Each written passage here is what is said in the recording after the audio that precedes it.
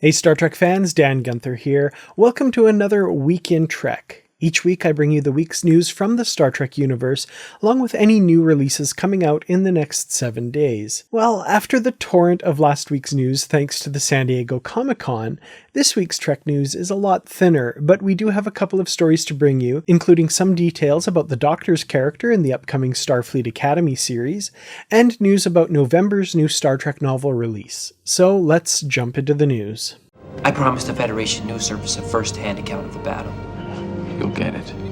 At the San Diego Comic-Con, one of the big reveals for Starfleet Academy was the bombshell news that Robert Picardo would be returning to live action to reprise his role as the EMH in the new show. This past weekend, at the big Star Trek Las Vegas convention, we learned a bit more about why the Doctor will be returning. During his panel discussion, Picardo placed a call to Alex Kurtzman and Noga Landau, co-showrunners of the new Academy series, allowing the panel moderator to ask them a few questions. The big question, of course, was, how did you decide on the Doctor as a character to bring back? Alex Kurtzman had this to say in response. If the audience has seen Star Trek Prodigy, there's a lot of Doctor there, and obviously the Doctor is teaching cadets at Starfleet Academy. It seemed very logical to us that he would still be there in the 32nd century. Noga Landau also had this to say regarding Robert Picardo's willingness to bring back the EMH character in the 32nd century. I don't know if Bob knows this, but the Doctor,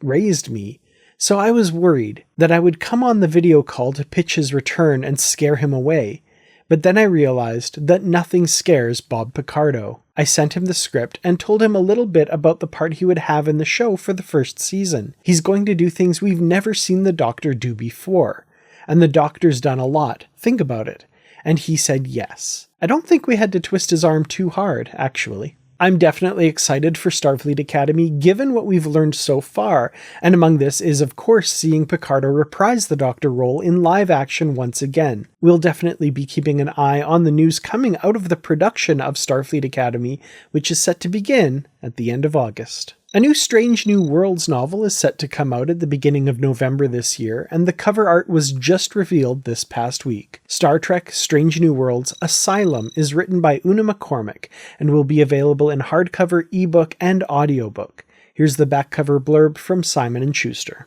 When Una Chin Riley and Christopher Pike meet at Starfleet Academy after one of his lectures, they immediately become friends. A stellar student, Una is the poster girl of her class, and Pike is determined to become a Starfleet captain with his own ship, rhetorically assembling his dream crew. As their friendship evolves, Pike also suspects Una is involved with the Yoxana, a Chionian cultural minority who are seeking asylum in Federation space, leading to more questions than answers. 25 years later, Una and Pike are working together on the USS Enterprise to settle a Chionian trade agreement when a pro-Yoxana saboteur launches a terrorist attack. When the suspect is taken into custody for interrogation and is discovered to have a history with Una, her past associations resurface, threatening to expose a secret she's been harboring all these years. I'm very excited for this one. I love Una McCormack's work, and this one is doubly special because the character of Una Chin Riley was partially named in an earlier Star Trek novel for Una McCormack. This is before Star Trek Strange New Worlds came on and we learned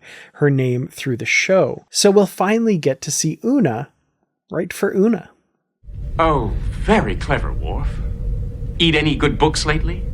Just one new Star Trek book released this week, the Paperback Omnibus edition of Star Trek Holo-ween from IDW, written by Chris Socaria with art by Joe Eisma. The book contains all 4 issues of the Holo-ween miniseries published in October of 2023. Here's the publisher's description. The evil Red Jack presence, aka Jack the Ripper from the Star Trek episode Wolf in the Fold, has returned, and this time it has a new terrifying tool at its disposal: the holodeck. As Red Jack seizes control of Picard's Enterprise and spreads holographic horror, the only way for the crew to resist insanity is to become one with their fears. Ship's counselor, Commander Deanna Troi, concocts a daring plan for an away team to become hypnotized holodeck incarnations of timeless horror monsters, such as Dracula, Frankenstein, the Mummy, and others. Once they infiltrate the illusions, they can fight fear with fear. However, will they be able to defeat Red Jack and break their hypnosis before their minds are permanently altered?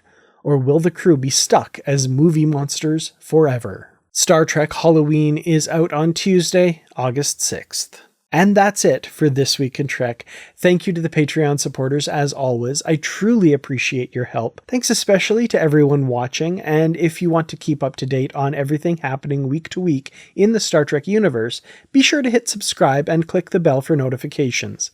Also, be sure to join me and Brandy Jackala every Saturday for the next few weeks as we continue our watch through of Season 2 of Star Trek Prodigy. This week we'll be discussing episodes 11 and 12, Last Flight of the Protostar Parts 1 and 2. Join us in the Unready Room. We'd love to see you there. Until next time, live long and prosper, my friends.